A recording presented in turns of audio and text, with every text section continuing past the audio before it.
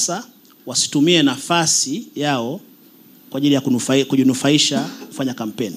Lakini hawa ambao sasa sio zao hili la uchaguzi, wao wanatakiwa tuseme wahakikishe kunakuwa kuna usawa kwenye uchaguzi. Na najua ni kwa nchi yetu kidogo kutokana labda na historia, muda mwingine inakuwa ni inaleta ukakasi kidogo. Lakini nadhani ndio maana kanuni zinasema kwamba kama chama cha siasa mgombea wanaona kwamba serikali haijatimiza wajibu wake, wana haki ya kwenda kulalamika au kufungua kesi ya uchaguzi.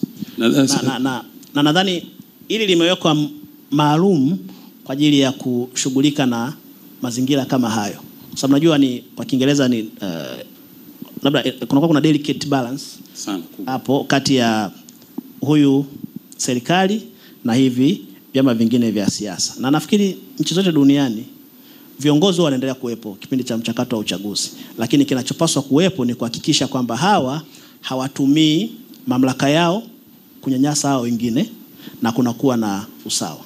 Na samani nikazie tena katika swali hilo. Huku chini tunaona kwamba kuna kanuni inayosema labda ikiwa kutakuwa na mtafaruku, mgongano wowote, basi katika ngazi ya kata, jimbo na kuendelea, mnaweza mkasuluhishana kule kabla hujafika mahakamani, sio?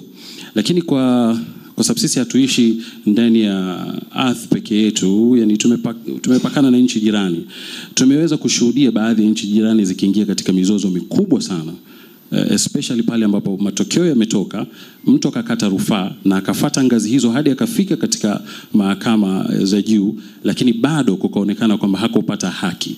Je, hizi kanuni ya matume inaliangalia vipi hizi? Kwanza kanuni zimetoa huo utaratibu wa kushughulika na uvunjifu wa haya maadili kama tunasema hizo kamati, lakini pia tunapaswa unaposhughulikia mgogoro ya uchaguzi lazima usome sheria ya uchaguzi namba 1 ya 2024 pamoja na katiba ambazo zinatoa haki kwa wagombea ambao wanaona wameonewa kwenda mahakamani kufungua kesi ya kupinga matokeo ya uchaguzi. Sasa, hata kama bado hawana imani na hiyo mahakama. Sasa mfumo wa haki uko hivyo kwamba unatakiwa uende mahakamani. Na nje ya mahakama hakuna mfumo mwingine, labda mfumo mwingine nyie kujadili. Sasa hata kama una imani, ndo mahakama zilizopo kwa wakati huo, na ndizo tunaamini kwamba ndo zimetokana na makubaliano ya wananchi wote. Na soma facial expression ya Salim Kikeke na Masud Kipanya, wana maswali mengi, ila watakuja kuuliza. Mtapata nafasi nyingine baada ya Caesar pamoja na Irene Kilenga kuuliza maswali yao. But before that, kuna mwandishi mwingine wa habari anaitwa Abdillahi Mash kutoka Kishk TV. Nimeambiwa una swali ambalo utaliuliza kutoka pale ulipo. Abdillahi Mash.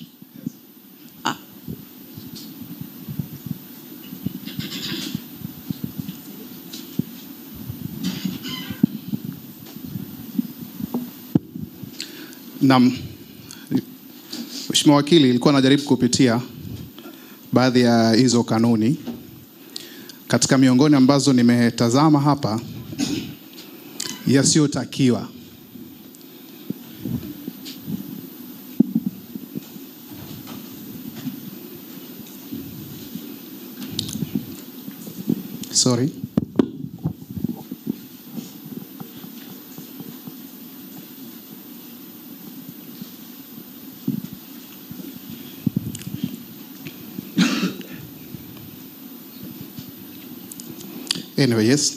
katika yasiyotakiwa kuna moja ya mambo yanazungumzwa mara kwa mara kuhusiana na kauli chafu, kejeli ambazo zinaashiria aidha kuchafua hadhi ya mtu, heshima ya mtu, lakini pia uvunjifu wa amani. Tunaona katika uvunjifu wa amani anaweza akachukuliwa mtu hatua. Sijajua katika hizi kanuni ambazo zimewekwa pengine adhabu zake, ikitokea mtu pengine amechafua hadhi ya mtu, heshima ya mtu, kanuni inasemaje kwenye adhabu? Huyu anaadhibiwa vipi? Kwa sababu inafahamika mara nyingi pia adhabu inaweza ikafanya mtu akahofia kufanya kosa, kupima adhabu yenyewe ni aina gani Lakini ikiwa ipo tu hivi, alafu pengine tujalie mtu amechafua hadhi ya mtu, na hii tunaiona sana katika kampeni hasa wagombea. Huwa mtu anaweza kusimama akamshambulia mtu. Ikiwa mtu ameshambulia pengine katika lugha ya kuonesha inaashiria kuvunja amani, tunaona ni rahisi, anaweza akachukuliwa hatua. Vipi kwa mtu ambaye labda atasimama ataweza kuchafua hadhi na heshima ya mtu kwenye hizi kanuni? Adhabu ambayo ipo kwa mtu huyu ni ipi? Kanuni zimetoa adhabu mbalimbali. Adhabu mojawapo ukiona ni pamoja na kuna fine ipo mle ndani, lakini pia chama husika kinaweza kikazuiwa kufanya kampeni kwa muda maalum, na pia inaweza kikapewa onyo. Lakini pia niseme kwamba licha ya adhabu zilizoko chini ya kanuni hizi, lazima tukumbuke kwamba sheria nyingine bado zinaendelea kufanya kazi, ambazo sheria hizo zinatoa pia adhabu na pia haki ya manufaa pale ambapo unakuwa unahisi hadhi yako imechafuliwa. Sasa kama umechafuliwa kama mtu, mimi nitashauri labda ni kufungua kesi ya defamation kwa Kiingereza wanasema. Lakini pia tukumbuke kwamba sheria pia ya adhabu, kanuni za adhabu bado inaendelea kufanya kazi. So haimaanishi kwamba sheria nyingine zinasimama wakati wa uchaguzi, hapana. Hizi kanuni zimetoa adhabu zake, kuna kuzuiwa, kupewa onyo, kuzuiwa kufanya kampeni kwa wakati fulani, au pia kutakiwa kulipa faini. Lakini kama unaona ni umechafuliwa zaidi ya hapo, una haki ya kwenda mahakamani kusema huyu mtu anilipe fidia kwa sababu nimechafuliwa, au aniombe msamaha, au asahihishe hicho alichokiongea. Asante. Yes, kwa jina naitwa Redemptus Caesar kutoka Clouds Media Group. Taisamee kidogo sauti yangu ina changamoto za kiufundi. Swali langu la msingi kwako wakili ni, of course partly litakuwa linakurudisha nyuma kwenye baadhi ya maswali ya awali ambayo ulishaulizwa na wenzangu, lakini of course kwangu nilitaka mtazamo wako katika namna ya tofauti. Moja, swali langu nimelijenga kwenye msingi wa kisheria wa kwamba manake pale tunaweza kusema ni kama kwa haraka haraka tuna ngazi tatu. Tuna ngazi ya katiba ambayo ni sheria mama ya nchi, alafu tuna ngazi ya sheria ya bunge, kwa maneno mengine tunaweza tuita hata primary law, alafu tuna ngazi ya tatu ambayo ni ngazi ya kanuni, ambayo kimsingi kanuni kwa maneno mengine tunaweza kusema secondary law, au ambayo ni kama inatoa mwongozo wa namna ya kutekeleza sheria zile za msingi. Sasa ukitazama mjadala wetu wote hapa kimsingi umejikita kwenye masuala ya fursa ya wananchi kwenye kuchagua na kuchaguliwa, fursa ya vyama vya siasa kushiriki kwenye uchaguzi na vitu kama hivyo. Sasa swali langu la msingi, na kimsingi nilitaka zaidi kupata opinion yako kama wakili ambaye umepractice kwa muda mrefu na una uzoefu mpana, kwamba ukisikia sehemu ya mijadala ambayo ilikuwa ikiendelea ni mijadala ya kwamba kama sheria ya msingi ya uchaguzi haisemi kwamba usipo saini kanuni unainguliwa, kama sheria mama ya nchi ambayo ni katiba inakupa haki ya kushiriki na haki ya wananchi kuchagua ama kuchaguliwa, iweje kanuni ambayo ipo katika ngazi ya huku chini iweze kulisema hilo? Sasa swali langu ambalo kimsingi ni move kupata tu mtazamo wako kama mtu ambaye ni mbobevu ni kwamba je, tuna kanuni ambayo ina nguvu sana ama tuna sheria ambayo ni dhaifu sana? What's your opinion? Nafikiri kama nilivyosema mwanzo, kanuni zinapaswa kwa taratibu wa kawaida tu wa sheria, kanuni zinapaswa zifafanue sheria ambayo imetamka kutakuwa kuna hizo kanuni. Na ndizo, na kama nilivyosema sheria ya uchaguzi namba 1 ya 2024 imesema kutakuwa kuna kanuni za maadili ambazo lazima zisainiwe. Na kanuni sasa zimoja zimesema okay, vyama vya siasa visign, visipo sign kitazuiwa kushiriki uchaguzi. Kwa maoni yangu, hatuna kanuni ambazo zina nguvu kuliko sheria mama. Kwa sababu kama nilivyosema, huwa utekelezaji wa haki huwa una utaratibu wake wa kupata. Na katika mojawapo kanuni zikasema kwa sababu tunaenda kwenye uchaguzi na tunataka uchaguzi uwe na ufuate maadili 1, 2, 3, wewe kama mdau wa uchaguzi usipo sign kanuni hizi hautashiriki. Kwa nini? Kwa sababu usipo sign tutatekelezaje kanuni hizi dhidi yako wakati sheria mama inasema lazima usign, ambayo ni sheria ya uchaguzi namba 1 ya mwaka 2024. Sasa kama hujasign, tume na wadau wengine wa uchaguzi na wewe mwenyewe utafuatilia vipi na kutekeleza hizo kanuni ambazo hujasign? Nadhani kanuni hiyo 1.5 iliwekwa kwa minajili hiyo kwamba ukisign unaonyesha unatii hizi kanuni, lakini licha ya kutii utazifuata, lakini pili zinakupa haki ya wewe kulalamika. Sasa usipo sign tutasemaje? Tume itasemaje kwamba chama X hujafuata kanuni 1, 2, 3? Sisi tutasema tujasign. Sasa kama tujasign na sheria inasema tu sign, maana yake huwezi ukazitekeleza juu yao. Na ndio maana nadhani hizo kanuni zikasema twende hatua moja mbele. Vyama visign, kisicho sign hakitashiriki uchaguzi. Lakini pia niseme cha pili, inawezekana kwamba kuna mkakasi labda wa tafsiri watu kuhisi kwamba labda kanuni inakinzana na sheria mama na katiba. Lakini kwa utaratibu wetu kama nilivyosema awali, hizi kanuni ni kanuni halali kwa sababu zipo na zitaacha kutumika mpaka pale ambapo labda zitabadilishwa au mahakama itazitengua. Lakini kabla ya hapo ni kanuni halali kabisa na lazima zifuatwe kama zilivyo. Nilijua tu. Kidogo tu. Ngoja kwanza mpeni kikeke kwanza. Amesubiri muda mrefu kiukweli. Matano umetoka kuongea sasa hivi. Nataka tu kuongeza hapo. Mimi narudi pale kwenye hawa wadau wanne, vyama vya sasa na kama sheria hii kanuni itaanza kufanya kazi siku moja baada ya kuteuliwa. Kama hiki chama hakija sign lakini kuna mgombea ameteuliwa katika chama chake ambacho hakija sign, ataswihi kushiriki? Ndio, kwa sababu kama nilivyosema mfumo wetu wa uchaguzi unatokana na wewe kupata ridhaa ya chama cha siasa. Sasa kama ukupata ridhaa ya chama chako na chama chako kimezuiwa kushiriki uchaguzi, maana yake tume hawatakuteua. Sababu tume lazima watauliza kwamba wewe umetoka chama gani? Je, chama chako kimesign haya maadili? Kama hakijasign maana yake hautateuliwa. Umeridhika?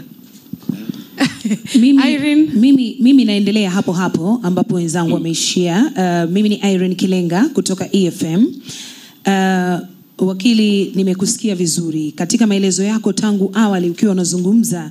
Nilikuwa nimeketi na Siza pale, nikamwambia napata hofu kwa namna kanuni zinavyochambuliwa.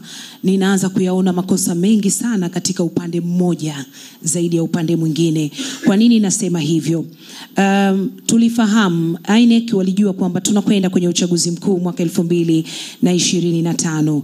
Sasa kwa kutazama tu kimantiki kwa mtu mwenye akili ya kawaida, muda uliopo ni rafiki. Ulikuwa una lengo la kutengeneza kanuni zinazohitaji uchaguzi huru na wa haki. Lakini la pili hapo ninatamani kufahamu mkurugenzi wa tume ana mamlaka yoyote kisheria ya kutamka wazi kwamba chama A au chama B hakiruhusiwi kushiriki uchaguzi, na kama ni ndio, kupitia sheria ipi? Wakati wakili unajibu swali hilo, Frederick Bondala nilikuwa naomba usogee. Samani, endelea. Niseme uchaguzi licha ya kuongozwa na katiba na sheria ya uchaguzi wa rais, wa bunge na madiwani namba 1 ya 2024, unaongozwa pia na hizi kanuni za maadili pamoja na zile kanuni za uchaguzi. Sasa kanuni za maadili zinasema usipo sign hautashiriki uchaguzi. Na anayesimamia uchaguzi ni tume huru ya uchaguzi. Kwa minajili hiyo, tume huru ya uchaguzi ina mamlaka kupitia hizi kanuni kutamka kwamba chama hiki hakitashiriki uchaguzi kwa sababu ya sign hizi kanuni ambazo ni matakwa ya sheria. Kwa mamlaka hayo tume inayo. na mkurugenzi sasa tukija kwa upande wake kwamba yeye anayo mamlaka ya kisheria ya kutamka kwamba kwa mfano kama ilivyotokea kwamba Chadema hawatoshiriki tena uchaguzi. Kama sheria ndiyo inamruhusu, ni kupitia sheria ipi katika hivyo vyote tulivyosema? Kama nilivyosema, hizi kanuni zinasema chama kisichosaini kitashiriki uchaguzi. Na anasema uchaguzi tu. Na mkurugenzi ndio mtendaji wa shughuli za kila siku wa tume huru ya uchaguzi. Kwa maana yake anapotamka pale, nadhani anatamka kama akiwakilisha taasisi kwamba kanuni hizi zisainiwe na zisiposainiwa maana chama cha saini hakitashiriki huo uchaguzi. Kingine ninachotazama hapo, najaribu kuelewa msomi, lakini kingine ninachotazama mijadala yote hii ambayo inaendelea ni kati ya tume na vyama vya siasa. Sheria huko na kwenye kanuni hizi ni wapi wametamka na kumwangalia vizuri mwananchi? Kwa maana inawezekana tume pamoja na vyama vya siasa wanaendelea kuzungumza, huyu anazungumza huku, kila mmoja akivutia kwake, lakini ni kwa namna gani naona utayari wa wananchi kuhakikisha kwamba watashiriki kwenye uchaguzi huu? Maana sijaona wananchi wanapotajwa popote au kuruhusiwa kutoa maoni yao. Ninaona zaidi maoni ya upande wa tume na upande wa vyama vya siasa. Sasa kanuni hizi ukizisoma pamoja na sheria yake ya uchaguzi ziko mahususi kwa ajili ya hawa wadau wa uchaguzi ambao ni vyama vya siasa, tume, serikali pamoja na wagombea. Na ukisoma huko ndani kila mmoja amepewa wajibu wake dhidi ya wananchi. Kwa mfano vyama vya siasa vinapaswa kusibague wananchi, zitoe sera kusababua, lakini pia zisifanye mambo yatakayopelekea uvunjifu wa amani, lakini pia zihamasishe na kuelimisha wananchi ambao ni wanachama wao wafuasi kutii sheria za nchi. Na kwa upande mwingine serikali nayo inazuiwa kuwabagua wananchi kwa sababu zote zile ambazo ni imani yao ya siasa. Na tume nayo inapaswa kuhakikisha kwamba ile siku wakati wa uchaguzi, mchakato wa uchaguzi wa kampeni, lakini pia na siku ya kupiga kura, kuhakikisha kwamba ule ushiriki wa wananchi unakuwa huru na wa haki. Na pia tunasema kwamba tume haitakiwi icheleweshe kutangaza matokeo bila sababu ya msingi. Okay. Asante sana wakili. Na Matano kumaliza wakati ambao unaendelea, naomba sasa ujiandae alafu Masukipanya. Okay. Wakili, mimi nilikuwa na swali moja. Tanzania ya sovereign country, lakini international community wanatuangalia hichi kinachoendelea, process yote inatazamwa kwa makini sana. Sasa hivi kama dadangu pale ameliona kwamba kuna mkanganyiko, ukakasi na hivi, international community wakija wakisema kwamba hapana, na hata uchaguzi wenu ni free and fair kwa sababu kuna chama kimoja kimezuiwa, lakini upande wa sheria mama kinamkubalia. What's your take on this? Yani experience yako inasemaje kuhusu hili pale ambapo international community wataanza kuingia kati na kuzungumzia uchaguzi wa Tanzania? Cha kwanza nadhani kila mtu ana haki ya maoni ikiwemo international community kuhusu uchaguzi, lakini kisheria sasa uchaguzi unaongozwa na sheria za ndani, sio za nje, sio za watu. Kwa hiyo kama maoni yao yakitoka kwamba uchaguzi sio huru na haki kwa sababu chama cha siasa kimoja, Chadema kwa mfano, hawajasign, tukitaka tusuluhishe kisheria, maana tutarudi kwenye sheria zinasemaje. Je, sheria zinasema asiye sign anashiriki uchaguzi? Utasema sheria zilizopo zinasema asiye sign asishiriki uchaguzi. Kwa hiyo kisheria huo ndio utaratibu. Lakini labda kisiasa nje na mahusiano ya kimataifa huo utakuwa ni utaratibu mwingine. Lakini tukisema tufuate utaratibu wa sheria ndio huo ambao umetajwa kwenye kanuni na sheria ya uchaguzi. Kwa hiyo kwa njia nyingine yoyote ni kwamba haiwezi kutokea a standstill, kukawa na mkwamo katika hili jambo tunaliendea Oktoba. Hatuwezi kutabiri future itakuwa nini, lakini sheria imesema nini kifanyike kama mtu hajaridhika na hajaridhika na hizo kanuni. Kama nilivyosema, kisheria nenda mahakamani. Lakini kisiasa hatuwezi kuzuia wanasiasa namna watakavyo react wao. Sawa, unajua wakili, pengine tunabaki sana hapo kwa sababu mpaka sasa hujatupa tafsiri ya chama kushiriki kwenye uchaguzi ni nini. kwa sababu maneno yako wakati wote ni kunukuu, unasema chama ambacho kinashiriki uchaguzi kinapaswa kusaini kanuni hizi. Kushiriki ni nini na kitendo cha kusaini kanuni ni nini? Je, kusaini kanuni ndio kushiriki ama kuna kushiriki alafu kuna kusaini kanuni zenyewe? Na kwa sababu pia hatuna mwongozo rasmi, tunaenda kanuni ipi, tukitoka tunaenda kanuni ipi, nitaomba nikuongeze maswali mengine mawili. Maana Barbara ananisahau mara kwa mara. Sio, naomba nijibu moja hilo kwanza. Yes. Haya, sawa. Sawa. Sasa kusign kwa hizo kanuni zinataka zisainiwe ukionyesha kwamba namba moja utatii kufuata hizo kanuni. Na utazitii hizo kanuni wakati gani? Wakati wa uchaguzi. Na wakati wa uchaguzi ni upi? Ni ule sasa mmependekeza wagombea wenu wa nafasi zote mtakazotaka, chama kitataka kiweke wagombea, na wagombea hao wamethibitishwa, wameteuliwa na tume kugombea. Pale sasa ndo tunasema chama kinashiriki uchaguzi. Kwa hiyo kauli ya kwamba chama kinachoshiriki uchaguzi kisaini form, nadhani unafuta sasa maneno hayo. Hapana, kwa sababu kwamba ukisaini hizo kanuni kama ndio unashiriki. Kanuni kama nilivyosema, kanuni zitaanza kutumika siku moja baada ya uteuzi.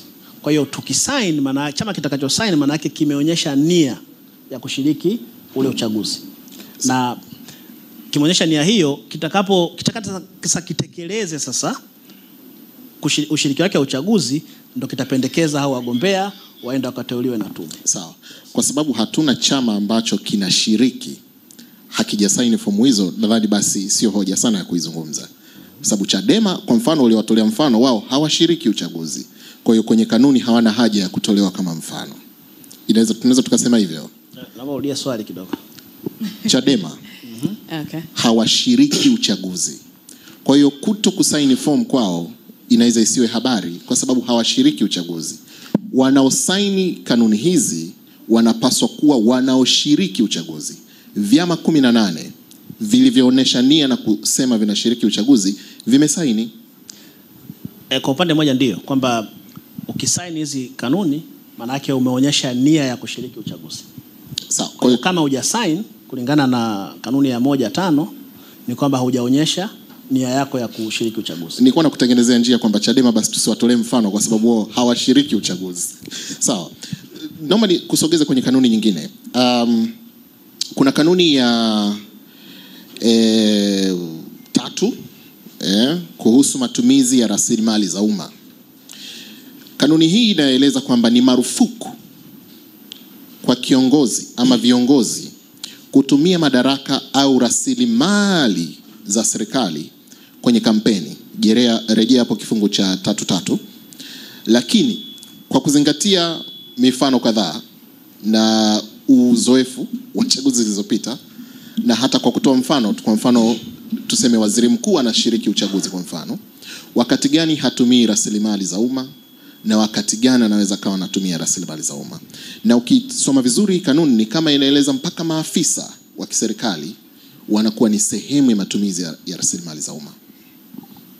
Sasa ukisoma ile kanuni ya 3.3 ambayo imezuia mawaziri, wakuu wa mikoa na wakuu wa wilaya, tuseme na viongozi wote wa serikali kuchanganya ziara za kikazi na shughuli za kiuchaguzi au kutumia vyombo au watendaji wa serikali katika shughuli za uchaguzi kwa manufaa yao.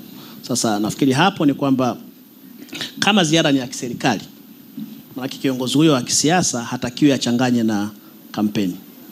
Kama ni ziara ya kiserikali maana yake ifanyike tu shughuli za serikali, asipige kampeni, aishie hapo, aende nyumbani.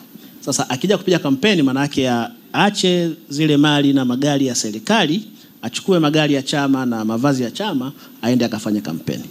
Ndipo kanuni zinavyotaka. Lambert. Mpaka maafisa maana yake wanaomlinda wanapaswa kuwa wa chama.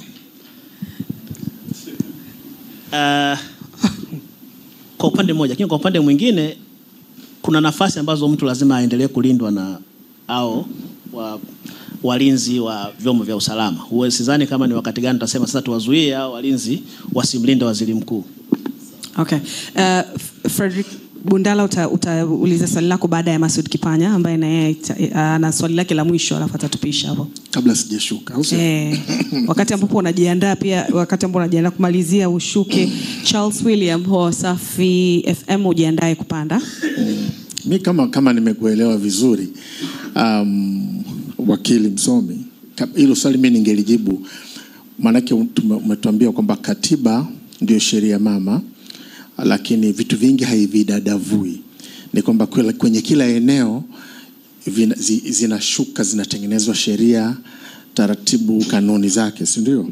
Kama vile ambavyo katiba inazungumzia haki ya kuishi, lakini ukifanya ujinga huku mtaani, ukiua, unahukumiwa kunyongwa, si ndio? Nafikiri. Kwa hiyo mimi nilitamani kujua, labda hizi kanuni ni matokeo ya mjadala baina ya wadau, si ndio?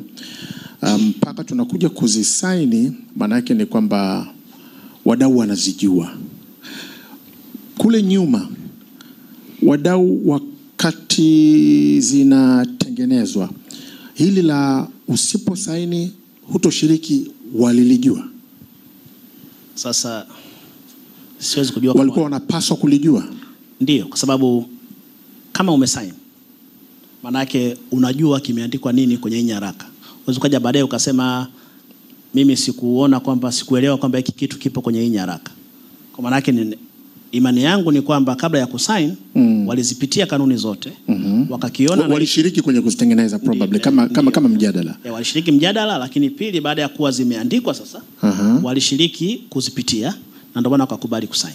Na ilikuwa inafahamika nyuma kwamba hiki itafika wakati zisainiwe, atakayeacha kusaini hatoshiriki.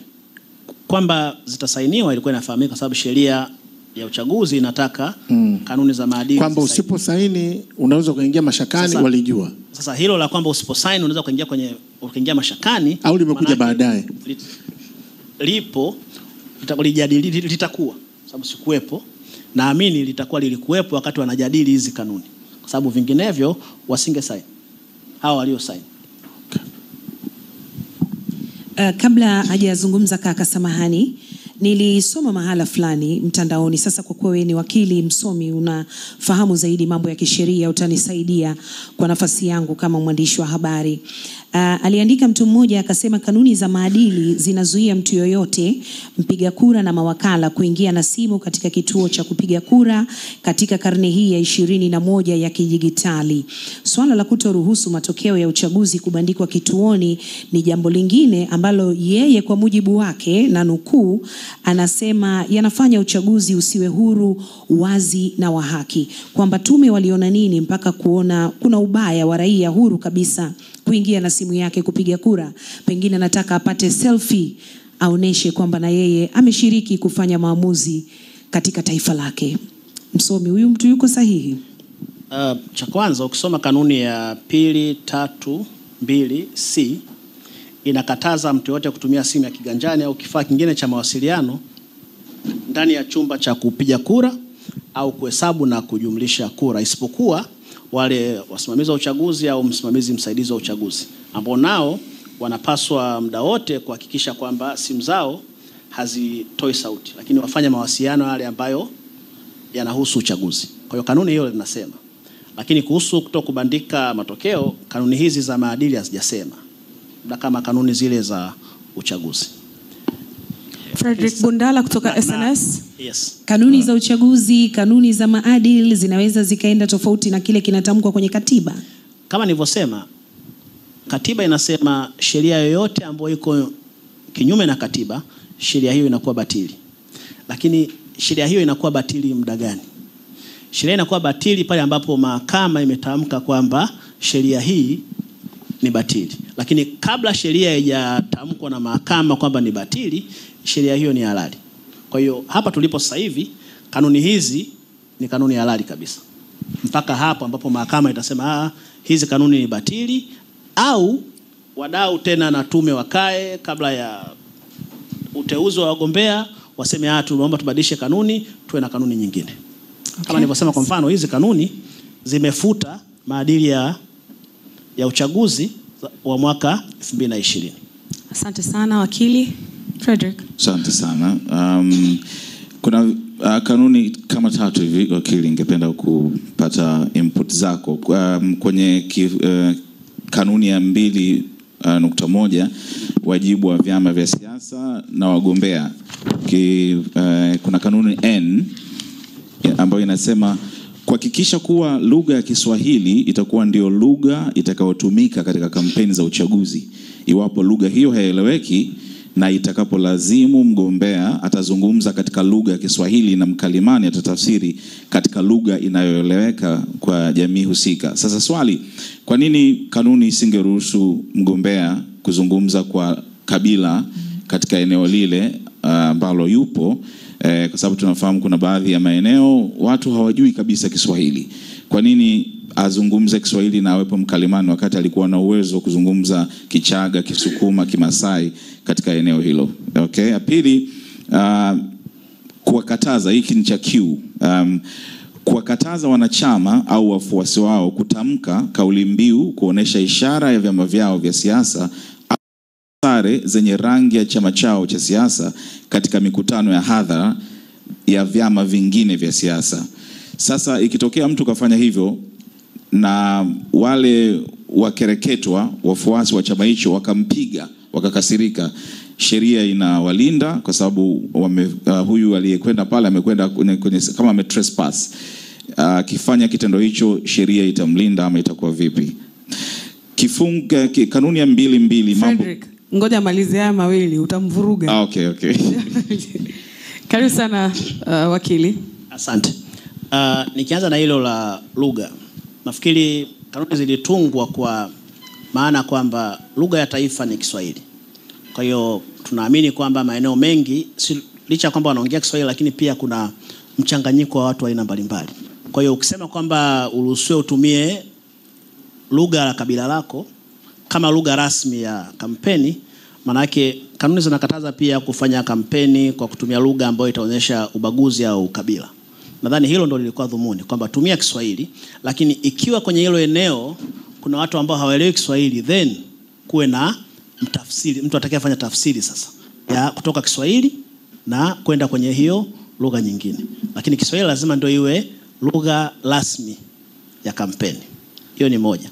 Lakini pili, kuhusu vyama kukataza wafuasi wake kutoa kauli au kuvaa mavazi ya chama hicho kwenye mkutano wa vyama vingine, sheria inakataza hilo, lakini inataka vyama wataarifu na kuhamasisha wanachama wake wasifanye hivyo.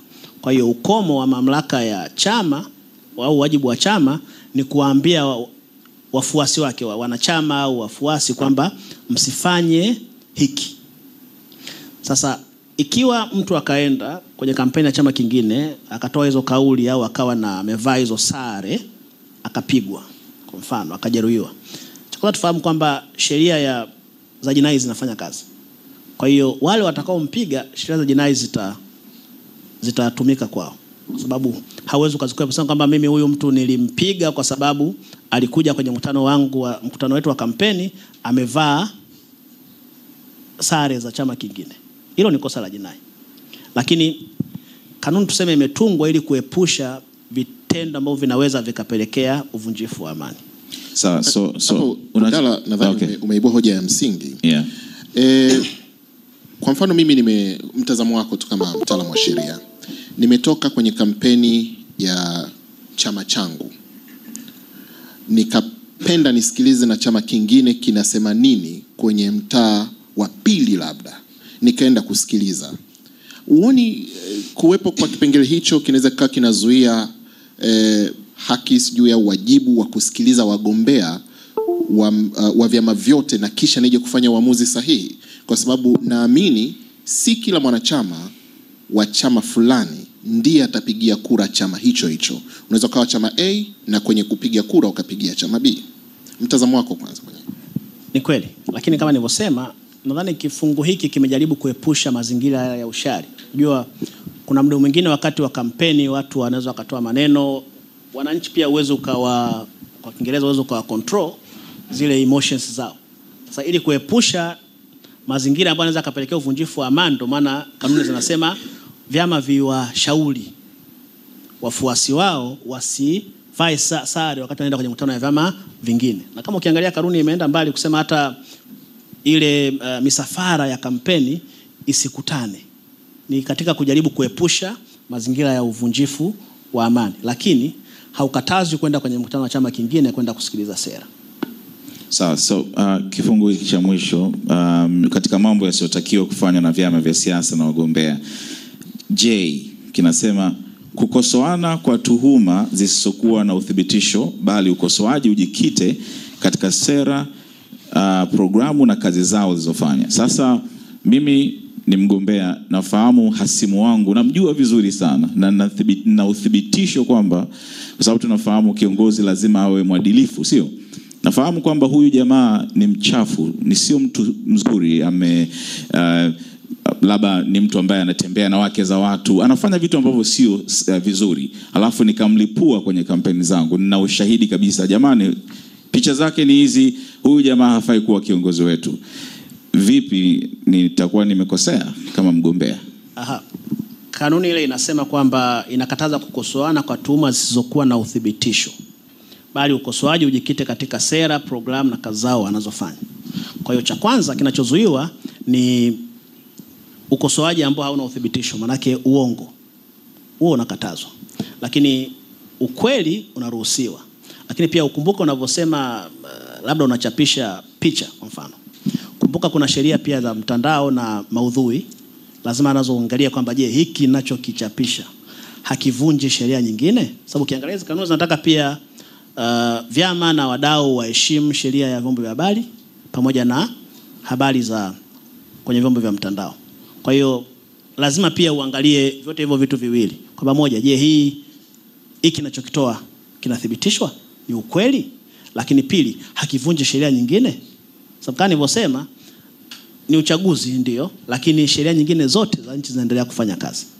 Sasa Siza, naomba umpe nafasi Matano kwanza ili aulize swali, alafu ampishe Samsasali, alafu utauliza, then Charles ujiandae. Matano.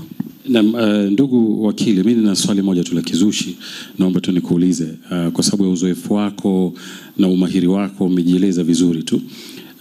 Ni katika hali ya kupiga mfano kwamba bana, ingekuwa upo katika nafasi ya kushauri hali inayoendelea hivi sasa baina ya chama ambacho kimekataa kusaini na tume na serikali, ungeshauri nini? Kwa sababu mwanzo inavyoonekana walitakiwa wasaini, waingie katika uchaguzi kwa uelewa wangu mimi, ikitokea malalamiko yote wafuate zile njia zilizowekwa.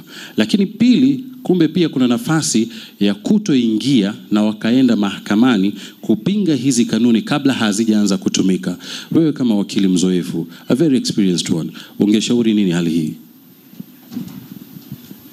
Okay, sasa kisiasa wanasiasa wanapaswa, kwa maoni yangu, wakae waongee, wasuluhisha hayo ambayo yanaweza yakasuluhishika au wakaelewana. Lakini kisheria ndo kama huu utaratibu ambao nimeusema kwamba kwa muundo wetu wa sheria ulivyo, huwezi, ili upate haki kisheria lazima ufuate utaratibu ambao upo kwenye sheria, sio nje. Lakini huko nje sheria ikatazi wadau kukaa kuongea kwa ajili ya kuboresha kanuni au kuboresha kitu kingine, kufanya uchaguzi wetu uwe huru, haki na wa amani zaidi. Okay. Wakati Samsasali anatujoin swali langu wakili msomi ni baadhi ya mambo ambayo tumeyazungumza, kwa sababu kama ulivyosema base ya majibu yako of course ni wakili, ndio inavyotakiwa kuwa, iko based kwenye sheria zilizopo na kanuni zilizopo. Na kwa msingi huo ni kwamba pale panapotokea kuna upande ambao unadhani kuna kitu hakijakaa sawa ama kina controversy, kwa maana ya kwamba kinahitaji ufafanuzi, then tafsiri inakwenda kutolewa mahakamani. Nadhani hiyo ndio standard ya dunia nzima. Sasa kwa msingi huo tunaiona nafasi ya mahakama kama mdau muhimu sana kwenye uchaguzi kama ambavyo imekuwa kwa miaka yote. Sasa swali langu ni hili lifuatalo. Kuna nchi ambazo tumeona specifically zina mahakama ambazo zinashughulikia ama zina section za mahakama ambazo zinashughulikia masuala ya chaguzi. Na mfano mzuri nadhani itakuwa ni jirani zetu Kenya. Mfano mmoja wapo kwenye masuala ya uchaguzi ambao unahusu nafasi ya uraisi, kuna Supreme Court ambayo inaanzishwa chini ya ibara ile ya 163 ya katiba ya Kenya. lakini kwenye chaguzi ambazo zinahusu masuala ya bunge na zile county elections wenyewe wanaita, kuna pia ile sheria yao ya uchaguzi ya mwaka 2011. Kwetu sisi Tanzania hali ni tofauti. Kunapokuwa na issue ya kiuchaguzi inashughulikiwa kwenye mahakama hizi ambazo tunazitumia pia katika michakato mingine, kwa maana kwamba hakuna zile special sections. Sasa nitaka kufahamu kuna utofauti gani kwa faida ya mtu ambaye afahamu. Je, kwa hizi nchi ambazo zina utaratibu huu zina nafasi ya kutoa haki zaidi ama kwa wakati zaidi kuliko utaratibu kama huu wa kwetu? Na kama utasema hakuna utofauti, kwa nini basi kama hakuna utofauti nchi za wenzetu wamekwenda mpaka hatua hiyo ya mbali ya kuanzisha hizo sections za kimahakama tofauti na sisi utaratibu ulivyo hivi sasa? Okay, sawa, asante.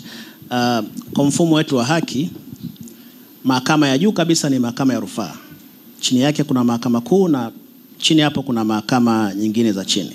Kwa mfumo wa Kenya, wao wameenda mahakama ya rufaa, lakini pia wana mahakama ya juu wanaita Supreme Court, ambayo kwa wao hiyo ndo ambayo inashughulikia malalamiko ya uchaguzi wa rais. Sisi Tanzania katiba yetu haijazungumza hivyo. Inaruhusu wagombea ubunge na udiwani kupinga matokeo mahakamani, lakini bado haijaruhusu matokeo ya uchaguzi wa rais kupingwa mahakamani. Na ndio katiba yetu ilivyo. Kama nilivyosema, sheria ikiwepo inakuwa ni halali mpaka pale itakapokuwa tofauti. Sasa kitachofanya mchakato wa kudai haki mahakamani uwe sawa au uwe rahisi ni namna ambavyo sheria itakuwa imesema. Na sheria bora ni ile ambayo inatoa, tunasema, muda kwamba malalamiko fulani yashughulikiwe ndani ya muda fulani. Ndio kwa mfano ukienda hizo kanuni zimetoa muda ni masaa 48 kwamba uamuzi kuhusu malalamiko uwe umetolewa ni katika kutoa haki. Sasa kwenye kupinga matokeo ya uchaguzi, kama ni ubunge, maana yake tunaenda mahakama kuu. Na taratibu zitakazofuatwa ni zile za kawaida za madai. Sasa tofauti labda tuseme na wenzetu ni kwamba kama wana mahakama mahususi kwa ajili ya uchaguzi, maana yake ni mahakama ambazo kazi yake ni kusikiliza hayo tu, malalamiko ya uchaguzi. Lakini kwa sisi ni tofauti, kwa sababu mahakama hizi ambazo zinasikiliza mashauri mengine ndizo pia zinasikiliza malalamiko ya uchaguzi. Lakini kwa uzoefu wangu, mara nyingi kesi za uchaguzi zikiwa zimeanza kusikilizwa huwa zinasikilizwa mpaka ifike mwisho uamuzi utolewe. Sasa mfumo upo ni bora. Nadhani hakuna tofauti sana. Tofauti ni kwamba tu hawa wanasikiza kesi hizi na nyingine hao kwa wanasikiza kesi hizo tu.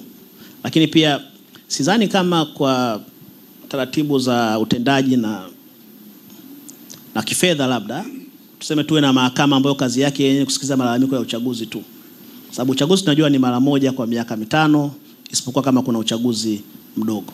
Nadhani cha muhimu ni kuhakikisha kwamba kunapokuwa na kesi inayohusu matokeo labda au uchaguzi, mahakama isikilize shauri haraka na mapema, uamuzi utoke. Sisi kuna maswali mangapi? Mimi unajua nimeuliza maswali machache sana. Kumbe tunahesabiana. Niko mpole sana leo. Umekuwa Lambert. Swali moja la mwisho basi. Alafu Charles. Of course ni la nyongeza hapo.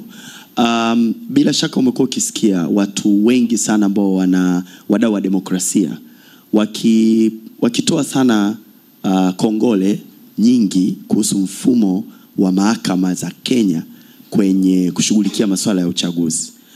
Napata shaka kidogo ukisema kwamba hakuna tofauti ama hakuna tofauti kubwa, na bila shaka hata wanaotufuatilia nyumbani pia hawatakuwa na uhakika. Na pia ukiacha hilo, ukitazama historia hizi nchi hizi mahakama mahususi za kushughulikia masuala ya chaguzi zimeanza hapa katikati. Nimekusomea mpaka sheria zake, nyingine za mwaka 2010 na kitu. Bila shaka ni kwamba si kwamba huko nyuma hawakuwa na issues ambazo zilikuwa zinakwenda mahakamani za kiuchaguzi. Kwa hiyo ina maana lazima kuna kitu mahususi walichokiona ambacho waliamini kwamba kwenye mfumo wao wa utoaji haki kwa maana ya mahakama linapokuja swala la chaguzi, we specifically need section ama dirisha la mahakama ambayo inashughulikia masuala haya. Kwa hiyo kidogo napata ukakasi ukiniambia hakuna tofauti kubwa.